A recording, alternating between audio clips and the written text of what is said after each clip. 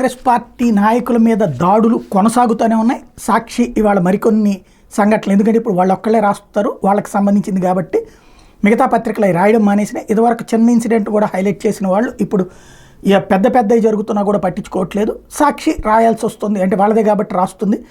టోటల్గా చూస్తే ఓవరాల్గా జరిగినటువంటి పొంగనూరు దగ్గర ఎమ్మెల్యే మాజీ మంత్రి పెద్దిరెడ్డి రామచంద్రారెడ్డి, రాజంపేట ఎంపీగా పెద్దిరెడ్డి మిథున్ రెడ్డి విజయం నేపథ్యంలో అక్కడ పొంగనూరులో పర్యటిస్తే టీడీపీకి సంబంధించినటువంటి ఇష్యూ అంటూ కొన్ని రాసుకొచ్చారు. అదంతా పక్కన పెడదాం. ఇక్కడ జరిగినటువంటి ఇన్సిడెంట్స్ చూస్తే ఇది అక్కడ పోలీసులు ఎమ్మెల్యే ఎంపీలని పొంగనూరులో అడుగు పెట్టకుండా అరెస్ట్ చేశారు, హౌస్ అరెస్ట్ చేశారు.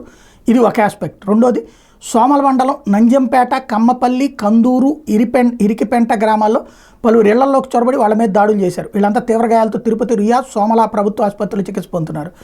అలాగే కమ్మపల్లిలో వైఎస్ఆర్సీపీ నాయకుడు సుబ్రహ్మణ్యం రెడ్డి నివాసంలో జొరబడి అక్కడ చితగొట్టారు. ఆయన ఇటుకల బట్టిలోని ఇటుకలను తరలించి ఆ బట్టిని ధ్వంసం చేశారు, ఫోన్లను నాశనం చేశారు.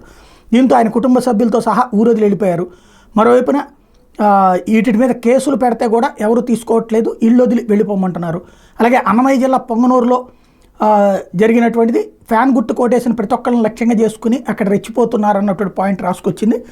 ఇందులో భాగంగా ఊళ్ళో వదిలి రహస్య ప్రాంతాల్లో తలదాచుకోవాల్సిన దుస్థితి. సోమల మండలం నంజంపేట, కమ్మపల్లి, కందూరు, ఇరికిపెంట గ్రామాల్లో ఈ జరిగినటువంటి సంఘటనలు అన్నట్టుంది. అట్లాగే వైఎస్ఆర్సీపీ హయాంలో నిర్మించిన ప్రభుత్వ ఆస్తులను సైతం టీడీపీ వాళ్ళు ధ్వంసం చేస్తున్నారు. అంటే వీళ్ళు కొన్ని పదాలు వేరేగా గూండాలని ఇవన్నీ రాసుకొచ్చారు, కానీ నేను ఆ పదాలు వాడట్లేదు.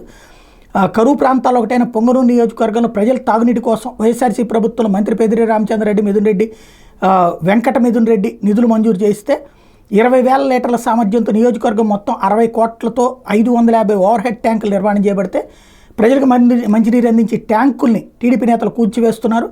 రొంపిచెర్ల మండలం బోడిపాటి వారిపల్లిలో 15 లక్షలతో నిర్మిస్తున్న ఓవర్ హెడ్ ట్యాంకుని 2 రోజుల క్రితం టీడీపీ నేతలు జేసీబీలతో కూల్చేసి పనులకు తెచ్చిన ఇనుప కమ్మీల్ని ఎత్తుకెళ్ళిపోయారు. రొంపిచెర్ల క్రాస్ కుర్రప్పల్లి దగ్గర 15 లక్షలతో 2వ ఓవర్ హెడ్ ట్యాంకు నిర్మించారు, దీన్ని కూడా జేసీబీలతో కూల్చేశారు. ప్రజాదంతో గ్రామీణ ప్రజలు తాగునీటి అవసరాల కోసం నిర్మించిన ఓవర్ హెడ్ ట్యాంకులు సైతం కూల్చివేయడం అన్నటువంటిది ఇక్కడ కీ అంశం. మరోవైపున పింఛన్లు నిలిపివేయడం అన్నటువంటి జరుగుతుంది. ఇందులో కమ్మపల్లిలో పొన్నెమ్మ, యశోదమ్మ, శివారెడ్డితో పాటు సోమల మండలం పరిధిలో 75 మందికి పైగా లబ్ధిదారులకు పింఛన్లు నిలిపేశారు.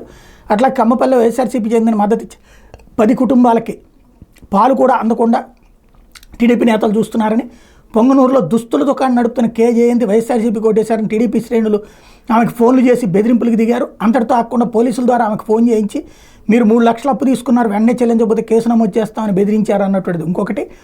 అలాగే ఊళ్ళో వదిలి వెళ్ళిపోతున్నటువంటి వాళ్ళకి సంబంధించి ఇవన్నీ కంట్రోల్ చేసుకుంటారా లేకపోతే ఇలాగే ఉండటం అంటే నేను ఇంతకుముందు కూడా చెప్పాను, గొడవలు బిగిన్ చేస్తే 1 by 1 ఇప్పుడు ఒకళ్ళు పారిపోతే రేపు ఇంకొకళ్ళు పారిపోవాల్సి వస్తుంది. ఇవాళ తన్నినోడు రేపు పొద్దున తన్నులు తినే పరిస్థితి వస్తుంది. ఇవాళ ఒకళ్ళ ఆస్తి ధ్వంసం చేస్తే రేపు పొద్దున వీళ్ళ ఆస్తి ధ్వంసం అయ్యేటటువంటి పరిస్థితి. కానీ దాని ప్రమాదం ఏంటంటే ఇద్దరు రోడ్డును పడతారు, ఇద్దరు అడుక్కు తినే పరిస్థితి అవుతుంది. ఇప్పుడు ప్రస్తుతం వీళ్ళు ఆధిపత్యంలో ఉంటే రేపు వాళ్ళ ఆధిపత్యంలోకి వస్తే జరుగుతుంది.